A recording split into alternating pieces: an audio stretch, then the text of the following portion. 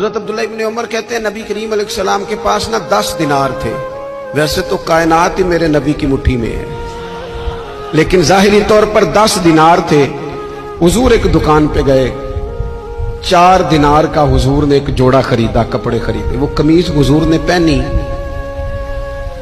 تو ایک انصاری آگے بڑھ کے عرض کرنے لگے حضور میرا بڑا دل کر رہا ہے، یہ مجھے نہیں دے دیتے آپ؟ تو حضور خوش ہو گئے، یہ میرے محبوب کا دروازہ ہے کہ جب کوئی مانگتا ہے تو حضور خوش ہو جاتے ہیں۔ نبی کریم سے مانگا